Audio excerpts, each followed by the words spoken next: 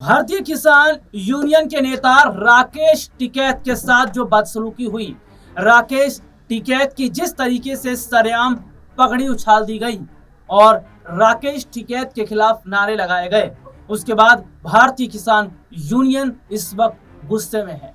राकेश टिकैत ने खुली धमकी उन लोगों को दे दी है जिन्होंने न सिर्फ गाली दी है जबकि राकेश टिकैत की पगड़ी भी उछाल दी।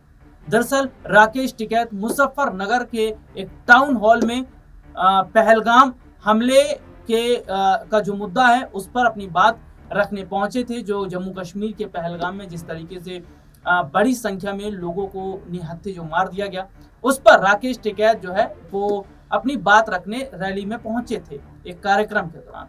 जैसे ही वो कार्यक्रम के बीच पहुंचे तो देखने को मिला कि अचानक से एक बड़ी भीड़ आई जिसने जमकर राकेश टिकैत के खिलाफ नारे लगाने शुरू कर दिए। इतना ही नहीं, अभद्र शब्दों का इस्तेमाल भी किया गया और भीड़ के बीच में ही किसी ने राकेश टिकैत की पगड़ी भी उछाल दी।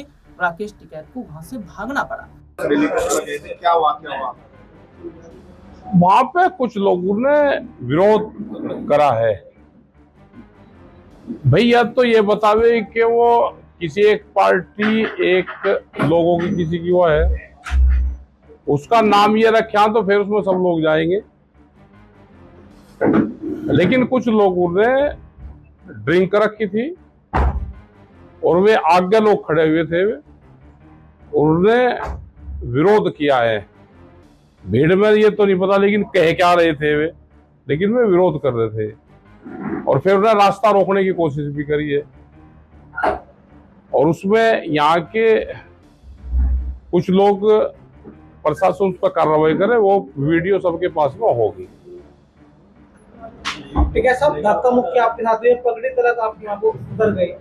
धक्का मुक्की तो भाई जब भीड़ है वो हो तो धक्का मुक्की तो हुई है, बिना धक्का मुक्की का क्या काम चले। हम फिर वहां पे ही रहे हैं और अपने लोगों के बीच से फिर वहां से हम आए। लेकिन वे बाद तक भी लोग वहां खड़े रहे एक मकसद से, जैसे किसी को ट्रेनिंग देकर वहां पर रखा हो। क्या वे शहीद किसी एक पार्टी के बनाए जाना चाहते हैं? क्या शहीदों के नाम पर राजनीति करी जानी चाहती है? क्या किसान आंदोलन को खत्म करने की भी कोई साजिश इसके माध्यम से है? आपको पहले पता था ये आरएसएस का कार्यक्रम? ना, हमें नहीं पता था। जिस तरह से शहर का पूरा बाजार बंद कराया गया लोगों के, नहीं चलो ठीक है, बाजार तो बंद, भाई सबकी सहानुभूति जो हमारे पर्यटक शहीद हुए हैं उनके प्रति है। बाजार बंद होने भी चाहिए और सब दुकानदारों ने सबने साथ दिया है, बाजार बंद करा है। लोग वहां पे बहुत भीड़ वहां इकट्ठी हुई, सब लोग वहां पे आए हैं तो ये होना भी चाहिए। लेकिन इसको पूरे शहर का बनाओ, किसी एक पार्टी उसका ना बनाओ। इंटेंशन अर्जुन से हिंदू का और उसका नाम ले रहे, मार से बड़ा हिंदू बताओ कौन सा है? कुछ नए हिंदू बने हैं, उनकी कारस्तानी है ये। पुलिस प्रशासन उनको चिन्हित करे, उनकी ड्रिंक रखा है, उनका वो देखे, उनका क्या योगदान है वो देखे। इस तरह से आज बड़ी घटना हो सकती थी आपके साथ में, जिस तरह से भीड़ थी वहां, जिस तरह से भीड़ का आपकी तरफ क्या पता क्या हो सकता था? कोई साजिश लगती है आपको? बिल्कुल साजिश है, पहले से ही प्री प्लान ये माहौल खराब करा जा रहा है और इसी के माध्यम से किसान आंदोलन पे अटैक है ये कि किसान आंदोलन ना हो उसको कैसे दबाया जाएगा। हमारे किसानों के बहुत इशू हैं, उन पर भी ध्यान रखेंगे, लेकिन इनके लिए भी हमने धरना प्रदर्शन और रोष व्यक्त पहले भी कराया। जो हमारे सैलानी शहीद हुए हैं और उनके प्रति फिर भी हम करेंगे, हम अपनी सलाह करेंगे। इस दिन यहाँ पर हम ट्रैक्टर मार्च निकाल लेंगे, वो अपनी कमेटी सलाह कर वो बताएगी। एक दिन का हम ट्रैक्टर मार्च करेंगे और हम सभी दुकानदारों से चाहेंगे कि उसमें सभी लोग और शहर के लोग सब उसमें सहयोग दे। यहाँ पर तो उन्होंने पार्टीबाजी करा है, लेकिन हम उसमें कहेंगे कि उसमें शहर के सब लोग उसमें सहयोग दे। असली जन आक्रोश रैली वही होगी जो उसका पाकिस्तान के खिलाफ और जो हमारे सैलानी शहीद हुए हैं उनके उसमें उनको न्याय मिले, सरकार को एक टाइट फैसला ले और वो खुला मंच रहेगा, उस पर सब लोग आए। अच्छा, जिस तरह की साजिश की बात हो रही है, अगर क्या लगता है अगर साजिश में वे लोग कामयाब हो जाते तो क्या होता? अरे कामयाब होते मार देते हमको, और कामयाब क्या होते, ये आंदोलन खत्म होता किसानों का। ये तो चाहते यही है कि जिस तरह से किसान आंदोलन को टारगेट करा जा रहा है, जैसे पंजाब और हरियाणा के पानी पर लड़ा दिया, जो किसान इकट्ठा रहता था वहां पर पानी पर लड़ा दिया, यहाँ जातियों पर लड़ा दिए, यहाँ धर्म पर लड़ा दिए। तो सबसे कमजोर तो किसान आंदोलन होंगे, जो मजदूर लेबर आंदोलन होंगे वे आंदोलन होंगे। एजुकेशन पर फर्क पड़ेगा।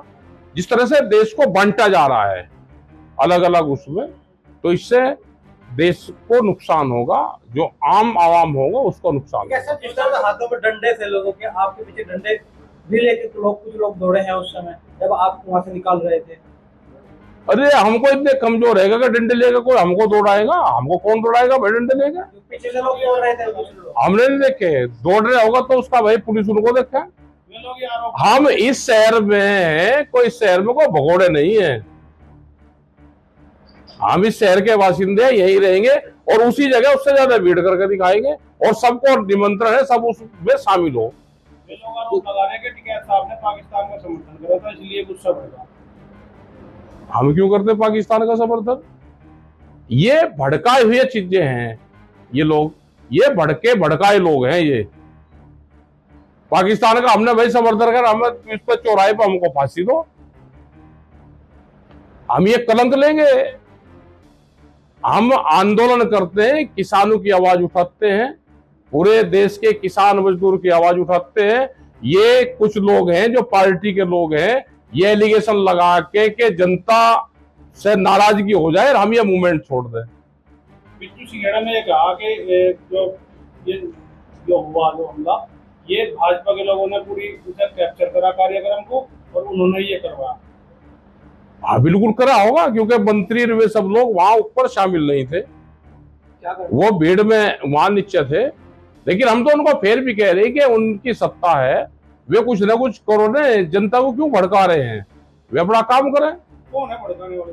भाई जनता को भड़का रहे होंगे, जो वहां पर होंगे लोग भड़काने का काम कर रहे होंगे।